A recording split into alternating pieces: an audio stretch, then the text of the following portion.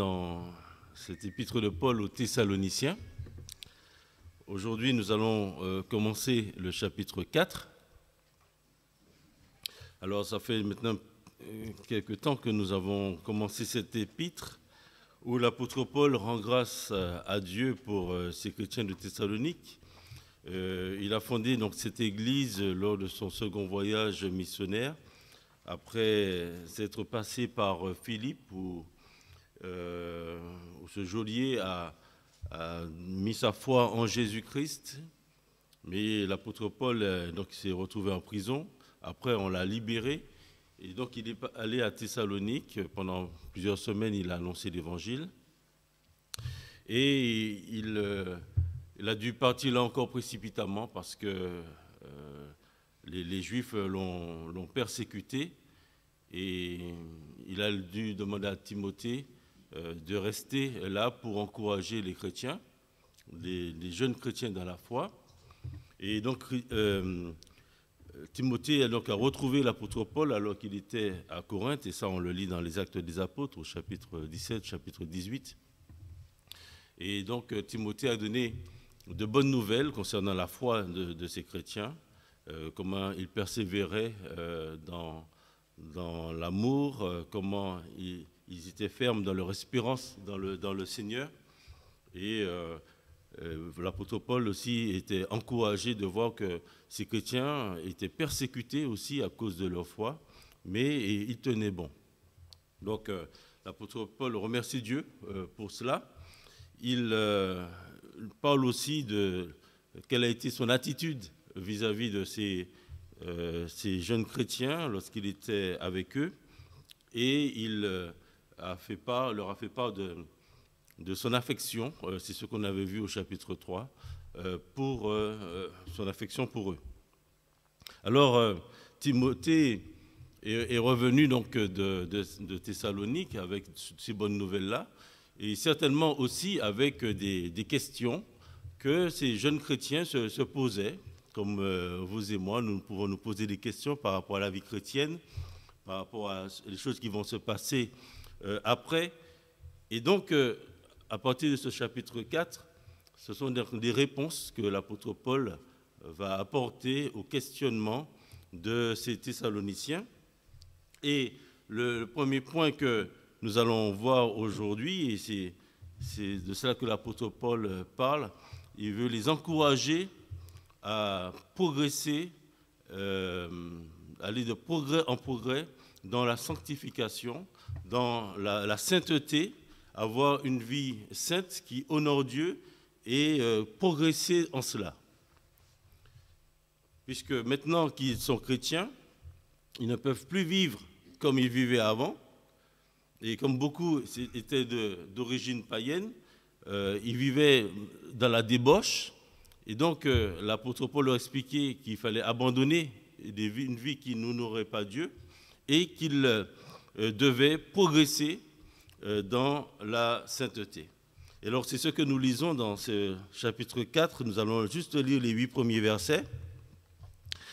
1 Thessaloniciens, chapitre 4. 1 Thessaloniciens 4, à partir du verset 1. Au reste, frères, puisque vous avez appris de nous comment vous devez vous conduire et plaire à Dieu, et c'est là ce que vous faites, nous vous prions et nous vous conjurons au nom du Seigneur Jésus de marcher à cet égard de progrès en progrès. Vous savez en effet quels préceptes nous vous avons donnés de la part du Seigneur Jésus.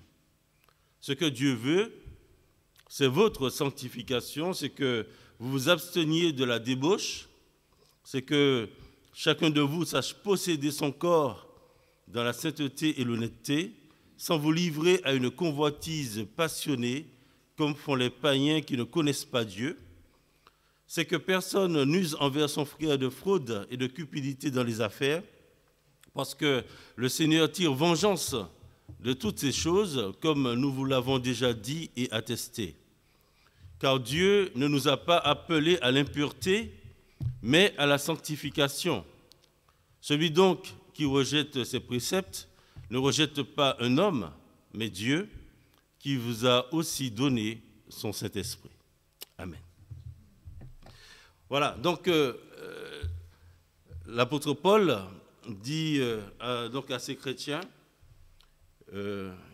qu'il faut marcher de progrès en progrès dans la sanctification. Alors, l'idée, c'est de chercher continuellement à progresser. Vous savez que on nous dit faire du sport, c'est bien. Il faut pratiquer une activité physique, mais vous savez que si on ne le fait pas régulièrement, cette activité physique n'a pas tellement d'effet. Si c'est tous les 3 ou 4 mois qu'on fait quelque chose, l'idée c'est qu'il faut le faire régulièrement pour, au fur et à mesure, voir l'effet de cette activité à long terme. Et les sportifs de haut niveau qui se fixent des objectifs pour atteindre, pour par exemple faire la Coupe du Monde ou les Jeux Olympiques, et donc ils savent qu'ils ont 4 ans pour arriver à tel ou tel objectif. Donc ils vont faire les efforts nécessaires pour progresser, et continuer à progresser, pour atteindre ces objectifs et pour pouvoir espérer gagner. Et la vie chrétienne, c'est la même chose. La vie chrétienne, c'est Dieu nous prend tel que nous sommes, il nous sauve, il nous fixe un objectif et il voudrait que nous progressions petit à petit pour atteindre cet objectif. Et cet objectif, c'est la sainteté, ressembler à Jésus-Christ, faire les choses comme le Seigneur le veut et honorer Dieu dans notre vie. Et pour cela, il nous a donné son esprit qui nous aide continuellement. Et Marc, lorsqu'il a donné des annonces, il a utilisé 2 ou 3 fois le terme « il y a un petit sacrifice à faire ». Hein? Un petit sacrifice pour venir le mercredi, un petit sacrifice pour venir le samedi pour prier. Voilà. Et si on ne fait pas les petits sacrifices, on ne progresse pas. Si on ne fait pas les petits sacrifices, si on ne se discipline pas, on ne progresse pas. Alors, ce passage donc, nous parle de cela, de progresser, donc, de marcher à cet égard de progrès en progrès dans la sanctification. Ce que Dieu veut, il dit, c'est votre sanctification. Dans la version Sommaire, il dit ce que Dieu veut, c'est que vous meniez une vie sainte. Voilà, avoir une vie sainte. Et donc, pour atteindre cela, il faut marcher, dans ce verset 1, marcher de progrès en progrès dans la sanctification. L'apôtre Paul souligne bien qu'il leur avait déjà appris, il dit comment vous devez vous conduire et plaire à Dieu. Il dit, et c'est là ce que vous faites. Donc ces chrétiens étaient déjà en bonne voie, progressaient, et là il leur dit, nous vous conjurons au nom du Seigneur Jésus de marcher à cet égard de progrès en progrès. Donc ce n'est pas fini, il faut continuer à progresser. Alors pourquoi progresser dans la sanctification? Pourquoi marcher dans la sainteté? Alors si je vous pose la question, vous direz que c'est parce que Dieu est saint. Ça, c'est la réponse. Parce que Dieu est saint. Nous servons, nous adorons le Dieu 3 fois saint. Saint, saint, saint est le Seigneur. Et Pierre, dans 1 Pierre chapitre 1, verset 15 à 16, il dit, « Mais puisque celui qui vous a appelé est saint, vous aussi soyez saints dans toute votre conduite, selon qu'il est écrit, vous serez saints, car je suis saint. » Donc, lorsqu'on devient chrétien, lorsqu'on a compris que Jésus-Christ a donné sa vie pour nous et qu'en croyant en lui, Dieu nous pardonne nos péchés et il nous demande maintenant vous êtes enfants de Dieu, vous êtes saints parce que moi je vois à travers Christ, mais vous devez calquer votre vie sur Christ pour que ça soit une réalité pour vous aussi. Saint, Saint, Saint est le Seigneur. Lorsque Ésaïe il a cette vision de la gloire du Seigneur, il voit les séraphins qui disent Saint, Saint, Saint est l'Éternel des armées. Il dit toute la terre est remplie de sa gloire. Qu'est-ce qu'il dit, Ésaïe? Il dit malheur à moi parce que j'ai les lèvres impures. Je suis au milieu d'un peuple dont les lèvres sont impures. Et puis il est là terrassé à cause de la gloire du Seigneur. Et le séraphin qui prend une pierre ardente et vient le toucher, dit cette pierre a touché ta bouche, maintenant c'est bon. Tu es saint. Et maintenant tu vas servir Dieu. Saint, Saint, Saint est le Seigneur. À cause de la sainteté de Dieu, nous ne devons pas accepter le péché dans nos vies. Le Dieu que nous servons est un Dieu saint. Dans l'Apocalypse, c'était aussi la même chose. Ces êtres vivants, lorsque Jean voit cette vision, ils ne cessent de dire jour et nuit, Saint, Saint, Saint est le Seigneur Dieu, le Tout-Puissant qui était, qui est et qui vient. Et vous savez que Dieu, on a lu le texte où il y a eu l'institution, il y a eu la Pâque, et donc Dieu, il a conduit son peuple dans le pays promis, mais avant, ils sont passés dans le désert, et ils sont restés 40 ans dans le désert. Et pour manifester sa présence au milieu de son peuple, il a demandé à Moïse de faire le tabernacle. Et dans ce tabernacle, cette tente, on appelle la tente d'assignation, il y avait deux parties. La première partie, le lieu saint, et la deuxième partie, le lieu très saint. Et le lieu très saint, c'est une fois par an que le souverain sacrificateur pouvait y entrer pour le pardon, la purification des péchés. Mais ce lieu, le tabernacle, Dieu l'a appelé comment? Eh bien, c'est le sanctuaire. Et n'importe qui ne pouvait pas s'approcher de ce lieu comme il voulait. Et ça symbolisait la présence de Dieu parmi son peuple. Le Dieu que nous servons est un Dieu saint, le Dieu très saint. Et dans Lévitique, il dit à Moïse, parle à toute l'assemblée des enfants d'Israël et tu leur diras, dans Lévitique 19, verset 2, soyez saints, car je suis saint, moi l'Éternel, votre Dieu. Soyez saints, car je suis saint. Et donc, Pierre va reprendre cela dans sa lettre, dans 1 Pierre, chapitre 1, versets 15 à 16. Alors, la signification de la sainteté de Dieu, c'est de dire que Dieu est saint, cela signifie qu'il est séparé du péché. Il ne peut être en communion avec une personne qui vit dans le péché. Et c'est le péché est ce qui met la séparation entre Dieu et l'homme. Depuis qu'Adam et Ève ont péché, il y a eu cette séparation, il n'y a eu plus de communion avec le Dieu trois fois saint. Et donc Dieu, pour rétablir cette communion, il a envoyé Jésus-Christ qui a donné sa vie. Et on peut lire ensemble Éphésiens, chapitre 2, où nous voyons que pour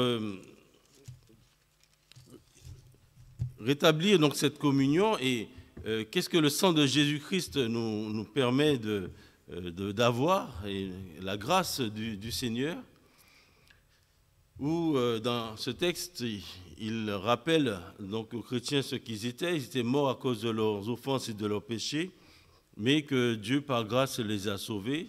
C'est un don. Après, on peut lire Éphésiens 2 à partir du verset 13.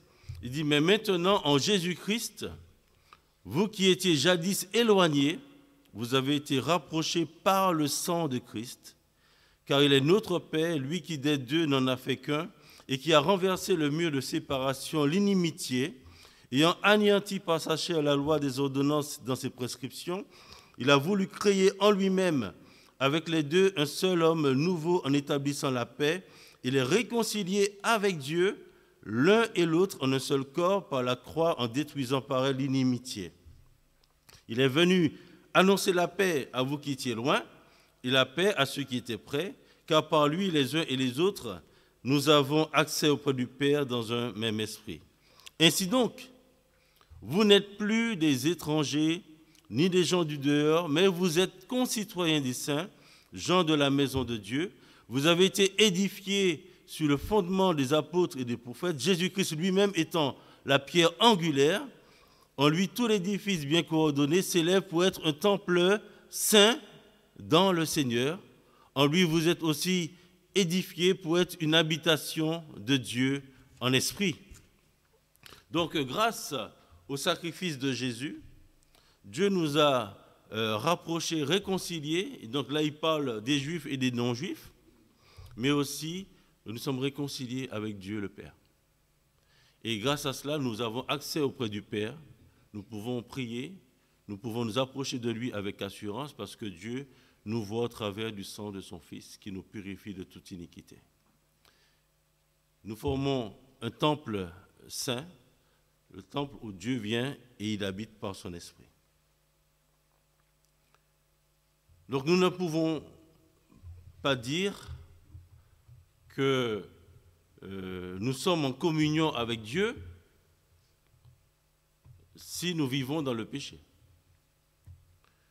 Et nous ne pouvons dire que nous sommes en communion avec Dieu, que nos prières sont entendues par Dieu, que si nous savons que nous avons la paix aussi avec Dieu, grâce au sacrifice de Jésus-Christ. Et nous ne pouvons être en communion avec le Père que si nous savons que nos péchés ont été confessés et que devant Dieu, il n'y a rien qui vienne faire obstacle dans notre relation avec lui.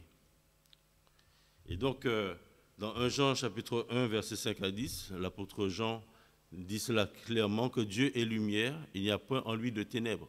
Et que si nous marchons dans les ténèbres, nous ne pouvons pas dire que nous sommes en communion avec Dieu. Et donc, si nous confessons nos péchés, il est fidèle et juste pour nous les pardonner. Tout cela grâce à Jésus-Christ, grâce à son sacrifice, son sang qui a coulé. Et lorsque nous prenons la scène, nous nous souvenons de ce qu'il a dû endurer à cause de nos péchés. Et cette coupe que nous prenons symbolise son sang qui nous purifie de toute iniquité. Donc l'apôtre Paul encourage donc ces chrétiens, il nous encourage à travers la parole de Dieu. Il nous demande donc de marcher de progrès en progrès, donc dans la sanctification, alors que pour ressembler de plus en plus à Jésus-Christ et de marcher dans la sainteté. Donc plus nous allons progresser dans la sanctification, plus notre communion avec notre Dieu sera forte, et moins le péché aura de pouvoir sur nous. Le Seigneur Jésus nous exhorte à travers cela, parce que c'est la parole du Seigneur. Le Seigneur a voulu que son peuple, le peuple d'Israël, soit une nation sainte, et il veut aussi que son Église reflète aussi sa sainteté. Dans Hébreux chapitre 12, il est parlé que Dieu châtie ses enfants comme un père châtie l'enfant qu'il aime, parce que Dieu veut que nous participions, il est dit, à sa sainteté. Et pour participer à sa sainteté, il nous châtie pour notre bien, il nous purifie par sa parole, par l'eau de sa parole. Il est dit dans Éphésiens, pour être cette Église glorieuse, sainte et irréprochable, il nous rappelle ses instructions, il nous rappelle ses préceptes, il nous rappelle sa parole, pour que justement nous grandissions, nous progressions en sainteté. Alors, pourquoi Dieu veut-il notre sanctification? Le verset 7 le dit, car Dieu ne nous a pas appelés à l'impureté, mais à la sanctification. Dieu ne nous a pas appelés à l'impureté, mais à la sanctification. Donc, pour nous dire que voilà, s'il nous a appelés, s'il nous a sauvés, ce n'est pas pour que nous vivions dans le péché, dans l'impureté, mais c'est pour que nous progressions dans la sainteté. Alors pour atteindre ce but qu'est la sanctification, et c'est là le but de tout chrétien, progresser pour que le mal, le péché ne domine pas sur lui, la première des choses, c'est qu'il faut recevoir l'Esprit de Dieu. Si on n'a pas l'Esprit de Dieu, on est un homme, une femme charnelle qui fait ce que font les gens du monde. Et au verset 8, l'apôtre Paul, il dit, celui donc qui rejette ses préceptes ne rejette pas un homme, mais Dieu qui vous a aussi donné son esprit. Donc, il rappelle à ces chrétiens que Dieu vous a donné son esprit et donc vous ne pouvez pas faire n'importe quoi. Le verset 5, il dit « Sans vous livrer à une convoitise passionnée comme font les païens qui ne connaissent pas Dieu. » Donc les païens qui ne connaissent pas Dieu, ceux qui n'ont pas Jésus-Christ dans leur vie, ils vivent dans la débauche, mais ça ne doit pas exister parmi vous, puisque vous avez l'Esprit de Dieu. En tout cas, il le rappelle. Donc la première des choses, c'est d'avoir l'Esprit de Dieu, et la Bible dit clairement que pour recevoir l'Esprit de Dieu, il faut mettre sa foi en Jésus-Christ, comprendre pourquoi il est venu, et reconnaître qu'on est pécheur, dire comme Ésaïe, « Malheur à moi parce que je suis un homme pécheur », s'humilier devant le Seigneur et recevoir Christ dans sa vie comme Sauveur et Seigneur. Mais une fois qu'on a reçu Christ dans sa vie, on devient un enfant de Dieu. Et donc, qui dit enfant, dit on a besoin de progresser. Et donc, il faut se laisser là conduire, la Bible dit, se laisser conduire par l'Esprit de Dieu. Être rempli de l'Esprit de Dieu. Donc, se laisser conduire par l'Esprit de Dieu, ça implique qu'on se soumet à la parole de Dieu et qu'on laisse Dieu accomplir son œuvre en nous. Et lorsque ce que la Bible dit qui est péché, on ne dit pas que ce n'est pas péché. On le reconnaît comme étant péché, et si on sait qu'on le pratique, on le confesse à Dieu, on demande pardon à Dieu, et Dieu fait son œuvre en nous et élimine ce qui n'est pas bon en nous. Il fait un travail de purification. Donc on se laisse conduire par l'Esprit, et donc jour après jour, qu'on ait un an de vie chrétienne, 10, 15, 20, 30 ans de vie chrétienne, c'est pareil pour tout le monde, on cherche à progresser. On cherche, Dieu met le doigt sur les choses dans nos vies qui ne sont pas à sa gloire, on le reconnaît, on le confesse, on lutte et on a la victoire et on avance. Après, Dieu va mettre le doigt sur autre chose et ça sera pareil. Marchez en cela de progrès en progrès. Ce que Dieu veut, c'est votre sanctification, que vous ne marchez pas comme ceux du monde. Alors, je vais souligner 3 points là qui pourraient nous encourager à marcher justement de progrès en progrès dans la sanctification. La première des choses, ce serait de s'abstenir de la débauche. Je le vois au verset 3. Chercher à maîtriser notre corps, nos pulsions, versets 4 et 5. Et l'autre chose, c'est être satisfait de ce que nous avons. Le verset 6. La première chose, c'est que pour continuer à progresser dans la sanctification, pour marcher dans la sainteté, la première chose, c'est déjà de comprendre qu'on doit s'abstenir de la débauche. Le verset 3, il dit « Ce que Dieu veut, c'est votre sanctification, c'est que vous vous absteniez de la débauche. » Donc, ce n'est pas moi qui l'invente. Hein. Ça, c'est le verset 3. Et ce terme, s'abstenir, Ça peut se traduire par se tenir éloigné d'eux.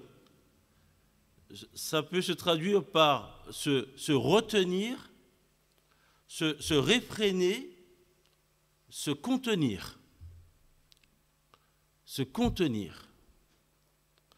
Donc l'idée, c'est de se tenir éloigné de toute forme d'inconduite sexuelle, de toute forme de débauche. C'est ça l'idée. S'abstenir de la débauche, c'est se tenir éloigné, se contenir pour ne rien avoir de contact, de relation avec ce qui est débauché. Et cette débauche qui est chose commune dans notre société, comme ça a été le cas au temps de l'apôtre Paul, et justement, lorsque les Juifs ont compris que Dieu avait ouvert la porte de la grâce pour que les païens puissent y entrer aussi, il y a eu cette discussion avec des Juifs pour dire, mais voilà, oui, les païens, ils sont sauvés. Est-ce qu'il faut qu'ils se fassent circoncire? Non. Et bien voilà ce qu'on leur demande. Nous, et dans Acte 15, il est dit, et le Saint-Esprit, pour dire que c'est la volonté de Dieu, qu'il rejette l'idolâtrie, et parmi les choses, et qu'il rejette la débauche. Et c'est ça, parce que les Juifs, les règles étaient très claires, ils connaissaient ces règles. Et Dieu a dit aux Juifs, ces nations, je les chasse devant vous parce qu'ils vivent comme ça. Et donc, pour les païens qui devenaient chrétiens et qui maintenant allaient être en communion avec des Juifs pour former un seul peuple, l'Église, renoncer à la débauche. Et donc, c'est ce que l'apôtre Paul reprend et c'était les instructions qui étaient données dans Actes chapitre 15. Et donc, refuser cette débauche qu'on a partout. Qu'on a partout. On ne peut pas lever les yeux sans qu'il y ait la débauche devant nous. Les panneaux publicitaires, la télé, vous regardez un film, il faut tenir la télécommande devant les mains parce que avec vos enfants, il faut faire attention à ce que vous regardez. La débauche est là partout, on nous l'impose. Et on doit lutter contre ces choses-là. Mais il y a cette débauche qui nous est imposée qu'on doit dire non, mais on ne doit pas non plus entrer et vivre dans la débauche.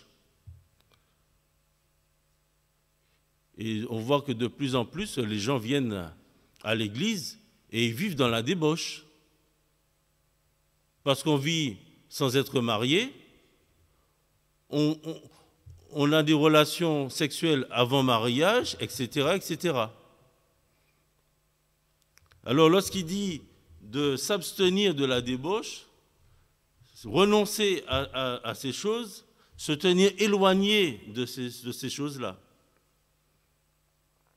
Sans compter, avec l'Internet, avec les réseaux sociaux, quoi que vous voulez, quoi que vous fassiez, vous êtes confrontés. Et nos jeunes, pas seulement eux. Moi, j'ai travaillé dans le milieu scolaire.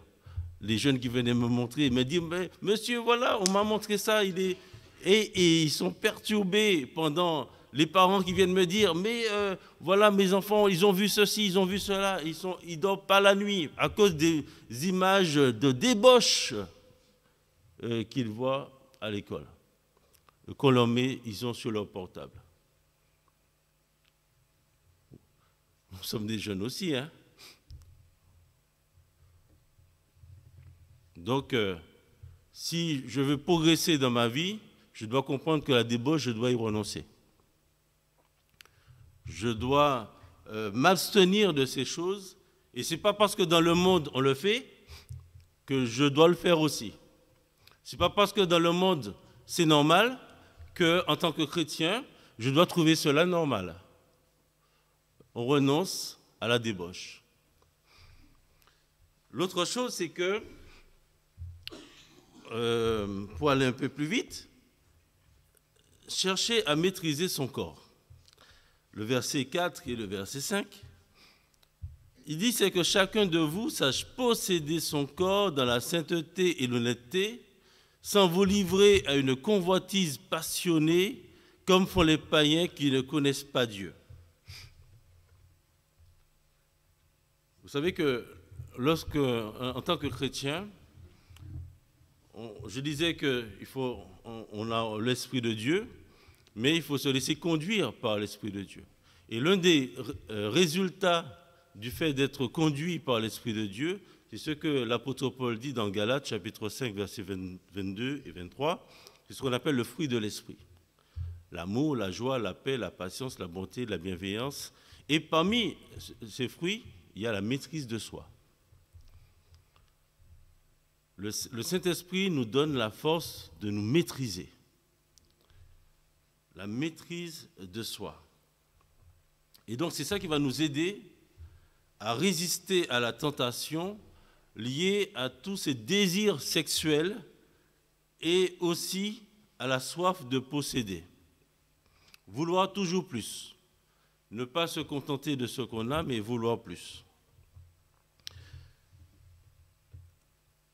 Et si nous savons que nous avons des difficultés par rapport à cela, nous devons éviter de nous mettre dans des situations où nous savons que nous manquons de maîtrise. Donc il ne faut pas se mettre en danger. Lorsque Dieu a créé l'homme, Adam et Ève, il ne les a pas juste laissés là comme ça. Qu'est-ce qu'il a fait? Il a institué le mariage. Il a institué le mariage. Et Dieu a institué le mariage avant qu'ils soient ensemble.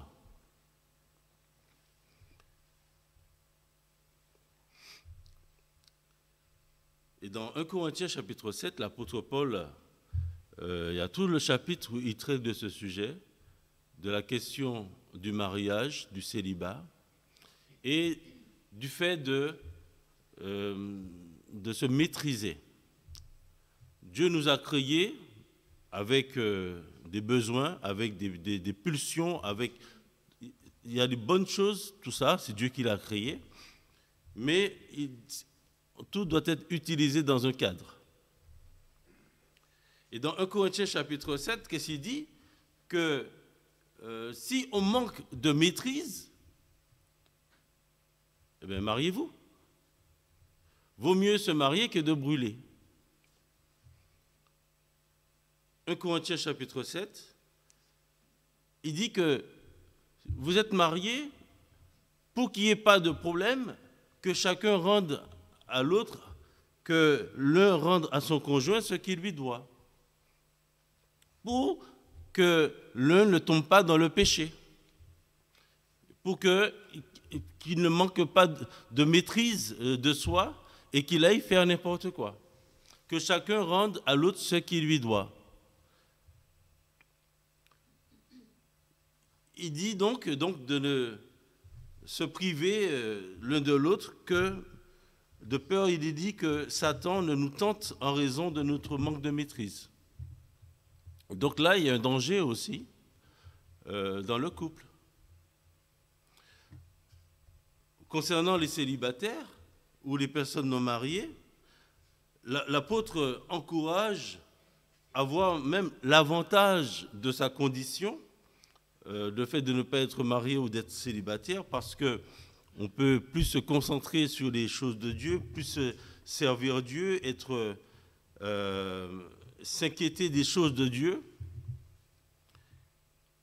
Et il parle de, si on commence à s'attacher au Seigneur, on est moins tenté par d'autres choses.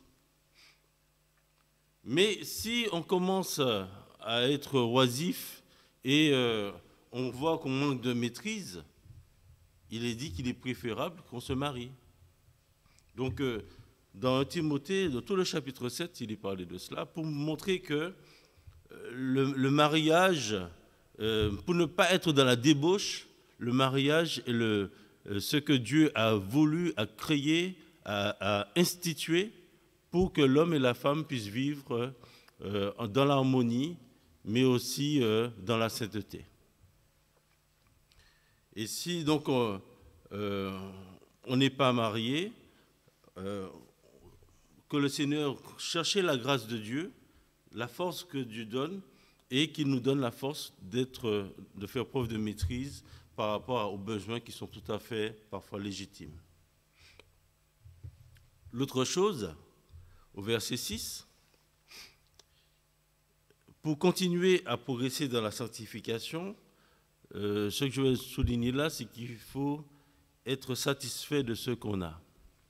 Le verset 6 dit, c'est que personne n'use envers son frère de fraude et de cupidité dans les affaires, parce que le Seigneur tire vengeance de toutes ces choses, comme nous vous l'avons déjà dit et attesté. Alors, lorsqu'on compare plusieurs traductions de ce texte, parce qu'en le lisant, on pourrait comprendre qu'il s'agit de choses matérielles. Et donc, dans la version seconde, lui seconde que nous utilisons, et donc il est dit que c'est que personne n'use envers son frère de fraude et de cupidité dans les affaires, mais la version Semeur dit qu'ainsi personne ne cause du tort à son frère dans ce domaine en portant atteinte à ses droits. Causer du tort à son frère dans ce domaine, alors le domaine dont il s'agit, et en fait c'est ça le thème, c'est la débauche. Que ne pas causer de tort à son frère dans ce domaine en portant atteinte à ses droits. Et dans la version Darby, il dit que personne ne trompe son frère ni ne lui fasse tort dans cette affaire. Alors, on comprend ça que l'apôtre, déjà, il n'a pas changé de sujet. Là, il veut pas, il change pas, il parlait de la débauche et il ne va pas commencer à dire on parle d'affaires, d'argent, etc. Ce n'est pas de ça qu'il s'agit. Il est toujours question de débauche. Au verset 7, il dit que Dieu ne nous a pas appelés à l'impureté, mais à la sanctification. Donc, ne pas user envers son frère de fraude et de cupidité dans les affaires, sous-entendu dans les rapports hommes-femmes, peut vouloir dire peut-être deux choses. C'est ne pas chercher à tromper son frère pour avoir ce qu'il a, pour avoir par exemple son épouse, ne pas chercher à tromper l'autre pour avoir son épouse, ne pas chercher à avoir plus que ce que l'on a ou que ce que Dieu nous a donné. On a une femme, mais après on n'est pas satisfait, on voudrait une autre. Ou on a un mari, on n'est pas satisfait, on voudrait un autre. Donc l'idée là, c'est nous contenter de celle ou de celui que Dieu nous a donné et ne pas envier ce qui est à l'autre. Puisque si nous faisons ça, nous nous mettons dans l'adultère. Parce que quand on vit dans l'adultère, c'est lorsque on vit avec la femme ou le mari d'un autre. Et ça veut dire que on va chercher à tromper celui-là pour avoir sa femme. Et donc, c'est en ça que je dis que si on veut progresser dans la sanctification, déjà, il faut apprendre à se satisfaire de ce qu'on a. Et rendre grâce à Dieu pour celui ou celle qu'il nous a donné. Donc ce passage nous exhorte à marcher de progrès en progrès dans la sanctification, avoir une vie sainte, une vie qui honore Dieu, puisque nous disons que nous sommes chrétiens, puisque nous disons que nous sommes enfants de Dieu, nous servons le Dieu trois fois saint, et donc nous devons avoir une vie qui l'honore. En cherchant en nous abstenant de la débauche qu'il y a dans ce monde, en cherchant à maîtriser notre corps pour ne pas succomber à ses désirs charnels, et aussi en étant satisfait de ce que nous avons, sans chercher à convoiter ce qui est à autrui. Donc c'est ainsi que nous allons donc nous distinguer de ceux qui ne connaissent pas Dieu. Il fait bien la distinction là. On doit pouvoir voir la différence entre nous et les autres. Et puis, c'est aussi comme cela que nous échapperons au jugement du Seigneur qui tire vengeance de toutes ces choses, il est dit au verset 6. Donc, il n'y a pas de secret là. Vous connaissez l'histoire de David. Je vais prendre cet exemple pour illustrer tout ça. Dans 2 Samuel chapitre 11, on voit que David, au lieu d'aller combattre avec son armée, il reste chez lui et il monte sur le toit de sa maison, il voit Bathsheba en train de se baigner. Bathsheba est mariée. Et donc lui, quelle a été sa faute là? Il ne s'est pas abstenu de la débauche lorsqu'il a vu Bathsheba prenant son bain. Il aurait dû renoncer, il aurait dû, voyant ça, se retirer, mais au lieu de cela, il a laissé le péché faire son œuvre en lui. Il n'a pas su faire preuve de maîtrise de soi lorsqu'il l'a vue, Bathsheba. Au lieu de cela, il a demandé qu'on aille la chercher, tout en sachant que c'était une femme mariée. Donc, il n'a pas su se maîtriser. Le péché a pris le pouvoir sur lui. Et aussi, il ne s'est pas satisfait de ce qu'il avait, puisqu'il avait toutes les femmes qu'il voulait. Dans 2 Samuel chapitre 12, verset 8, Dieu lui a dit, tu avais toutes les femmes de ton maître. Et au lieu de cela, il a usé de fraude envers Uri et il a provoqué sa mort. Donc, il ne s'est pas contenté de tout ce qu'il avait, mais il a pris la femme de l'autre. Alors, lisons ce texte de 2 Samuel 12 pour voir ce que Nathan dit à David. 2 Samuel chapitre 12.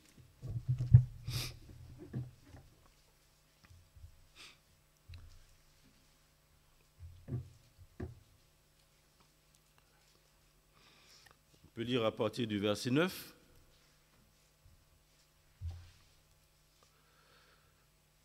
« 2 Samuel 12, verset 9. Pourquoi, donc c'est Nathan qui parle, le prophète, pourquoi donc as-tu méprisé la parole de l'Éternel en faisant ce qui est mal à ses yeux? Tu as frappé de l'épée Uri le Héthien. Tu as pris sa femme pour en faire ta femme, et tu l'as tuée par l'épée des fils d'Ammon. Maintenant, l'épée ne s'éloignera jamais de ta maison, parce que tu m'as méprisé et parce que tu as pris la femme d'Uri le Héthien pour en faire ta femme.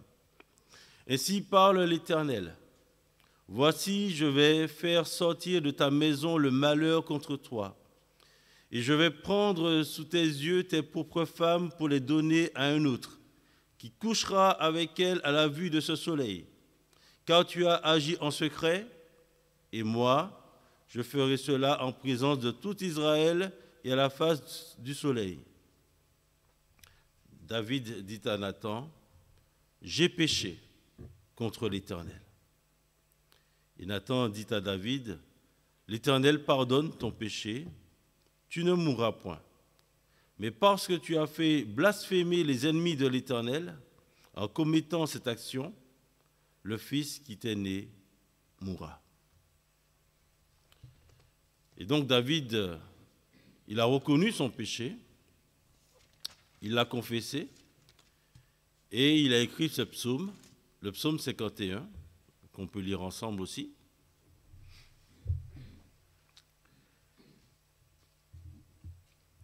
Le psaume 51, il est dit au verset 2, « Lorsque Nathan, le prophète, vint à lui, après que David fut allé vers Bathsheba. » Verset 3. « Ô Dieu, aie pitié de moi dans ta bonté, selon ta grande miséricorde, efface mes transgressions. Lave-moi complètement de mon iniquité et purifie-moi de mon péché. Car je reconnais mes transgressions et mon péché est constamment devant moi. J'ai péché contre toi seul et j'ai fait ce qui est mal à tes yeux, en sorte que tu seras juste dans ta sentence, sans reproche dans ton jugement. Voici, je suis né dans l'iniquité et ma mère m'a conçu dans le péché, mais tu veux que la vérité soit au fond du cœur. Fais donc pénétrer la sagesse au-dedans de moi. Purifie-moi avec l'hysope et je serai pur. Lave-moi et je serai plus blanc que la neige. Annonce-moi l'allégresse et la joie, et les eaux que tu as brisées se réjouiront. Détourne ton regard de mes péchés, efface toutes mes iniquités. Ô Dieu, crée en moi un cœur pur, renouvelle en moi un esprit bien disposé. Ne me rejette pas loin de ta face, ne me retire pas ton Esprit Saint. Rends-moi la joie de ton salut et qu'un esprit de bonne volonté me soutienne. J'enseignerai tes voies à ceux qui les transgressent et les pécheurs reviendront à toi. Ô Dieu, Dieu de mon salut, délivre-moi du sang versé et ma langue célébrera ta miséricorde. Seigneur, ouvre mes lèvres et ma bouche publiera ta louange. Si tu avais voulu des sacrifices, je t'en aurais offert, mais tu ne prends point plaisir aux holocaustes. Les sacrifices qui sont agréables à Dieu, c'est un esprit brisé. Ô Dieu, tu ne dédaignes pas un cœur brisé et contrit. Répands par ta grâce tes bienfaits sur Sion. Bâtis les murs de Jérusalem. Alors tu agréeras les sacrifices de justice, des holocaustes et des victimes tout entières. Alors on offrira des taureaux sur ton autel. Amen. Voilà que l'exemple de David soit un exemple pour nous, que nous puissions reconnaître notre péché, si c'est le cas, demander pardon à Dieu et être sûr de son pardon. Et puis, pour nous autres, alors continuons à progresser. Continuons à progresser dans la sanctification, parce que Dieu, ce qu'il veut, c'est notre sanctification, et que s'il nous a donné son esprit, c'est pour nous aider en cela. Dieu nous donne sa grâce, parce que sans la grâce de Dieu, on ne peut rien faire. C'est ce chant que j'aimerais prendre.